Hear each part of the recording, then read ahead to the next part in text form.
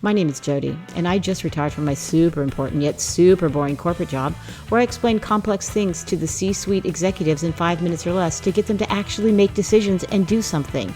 I will now take these corporate superpowers and do deep dives into current events and help to answer the obvious questions. And this is my podcast. Hello, fellow truth seekers. Today we're going to talk about fixing a bad situation. In the corporate world, there's 3 basic types of employees. The big idea guy or gal. That's the one with the vision and out front selling the dream. The second is the sandwich eater, who is in all the meetings and nods a lot and throws up barriers and talks about what can and can't be done, and are also there for food, aka sandwich eater. The final person is the fixer. The fixer comes in to implement the vision of the big idea guy or gal.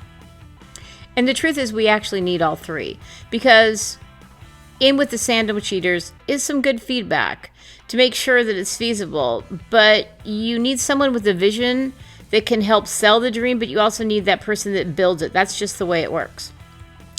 I'm a fixer. Once something was built, I moved on because BAU, aka business as usual, bores me to tears. And I was always up for a challenge, and I honestly don't recall ever failing when given the opportunity to fix something. So in retirement, I have a lot of time on my hands. And a few days ago, I got bombarded with 4 articles basically saying the same thing about a couple that is completely oversaturated and at the same time only dragging down their brand. So I asked myself the obvious question: can Prince Harry and Meghan Markle's brand be saved? Okay, they haven't asked me, but if they did give me a year and they listened to me, they would actually be happy and thriving, or at least on the road to it. Want to hear how? First, you need to go back to the UK. I know what you say. They hate her. She was miserable, blah, blah, blah. You know, it's going to suck that first time going back. But you know what? The longer you don't, the worse it gets. Rip off that Band-Aid and go back to the UK. First things first. Harry can't live in the real world. In the 4 years he has, quote, found freedom, he has gotten more and more unhinged. I saw a snippet of their upcoming interview with CBS, and poor Meghan, you could visibly see her cringe as her dim-witted husband spouts things off that makes absolutely no sense. He is too far gone to be a normal person.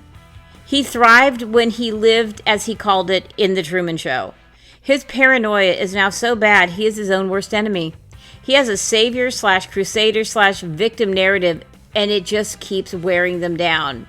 Yes, it was awful what happened to his mother. And yes, the British tabloids can be awful, but you cannot monetize paranoia and pain. How do we know? Because in the beginning, the plan was for him to do speeches. But the problem is we've heard the speech over and over. And while, again, he's had some terrible things happen to him, at the same time, he is one of the most entitled Nepo babies ever to live on the planet. And since leaving, he has done, nothing. Well, yeah, he's done some things, but he has no talent. He can play polo, although I do feel sorry for his polo ponies. And he can wave and shake hands, and he can cut ribbons. All of that is from his previous life, and that's what he's good at. He needs to go back and hear me out. He is perfect to do all the glad handing at the opening of a supermarket somewhere. He could go back to doing what he's good at, being a trained SEAL. He can have his handlers take him places, he can shake a few hands, mug for the camera, and then go home, and he can also be loved. And that, folks, is what he's struggling with right now. He wants to be right, and he wants to be loved. This is very hard for him. 4 years ago, he was the most popular person in the British royal family, and now he's being mocked. And he keeps trying and trying and trying to get back to where he is. There's only one way he can, and that's to go back to what he was good at, which was what he used to do. And the truth is, William and Catherine like to do things different and run bigger long-term projects, where Harry is as deep thinking as the water I accidentally spilled on my counter. It's just what he's good at, and between that and Invictus, he can be back in his safe cocoon, and his handlers can keep him away from the press and keep a lid on his comments, and he can also have the safety that he needs. He's just not thriving in this new environment. But what about Meghan? Well, it's glad that you asked that. This is where the half in and half out comes in. I don't think Meghan should be in as a working member of the royal family in its truest form. She wants a job, and she wants a paycheck. And frankly, can you blame her? Harry is not exactly someone I want to hang my financial future on. So I think she needs to stick with what she's already good at and what she wants to do. Cooking, lifestyle, and promoting women. And I think she can, and I think she could thrive, and I think I know the perfect boss/mentor. His Majesty King Charles. Now, all the people in the UK are throwing things at me, but hear me out. Just hear me out. The brand she wants to build is already created, and it was created by King Charles as well as the late Queen. Say what you want about the British royal family, but if there's something they can sell, they do, and they do it well. So in my fictitious world, I would negotiate with the king, and I'd make sure that William was out of the country because I'm pretty sure he wouldn't agree with it. But in my fictitious world, William's not there, and the king and I sit down over a spot of tea, Fordham and Mason English breakfast tea, thank you very much, and we broker a deal. I would have my clients agree to sign an NDA, non-disclosure agreement. In exchange, they would move back to the UK and live in a to-be-determined property owned by the Crown. During this year, they would be seen at family events only to let everybody settle down. Also get used to them being back. While living on Crown property, Harry would have his security, and Meghan would be working with the estate managers to learn the business side of selling. And we would start at Highgrove. And she would have a base salary and opportunities to make commissions. Charles would then give Harry Highgrove either on a long-term lease or purchase after his passing so that they would have what they want. Meghan needs stability, and she also wants a big old house, and she would get both. She's also a big idea person, but she just is poor at implementing. And frankly, right now, she is surrounded by Hollywood yes people that are also big idea people. She needs to get a fixer in front of her, but she also needs to be held accountable and let that fixer fix things. I see this so many times in the corporate world.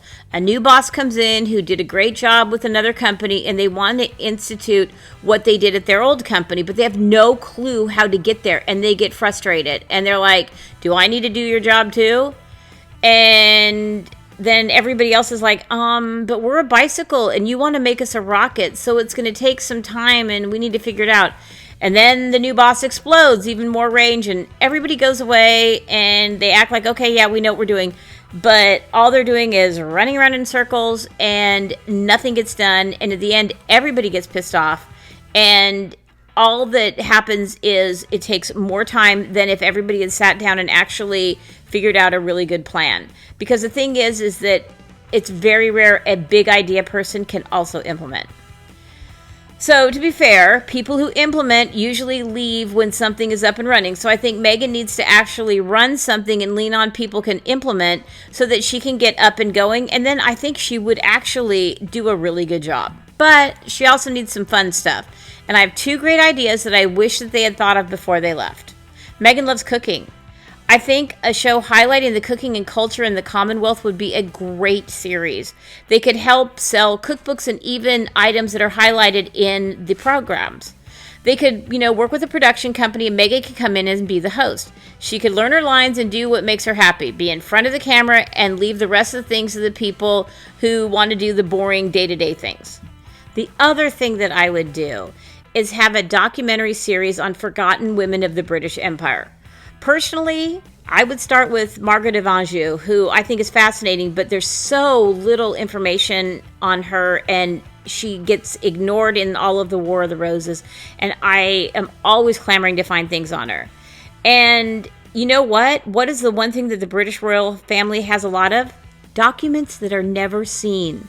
They could do some amazing documentaries, and I'm going to say again, put Meghan back in front of the camera.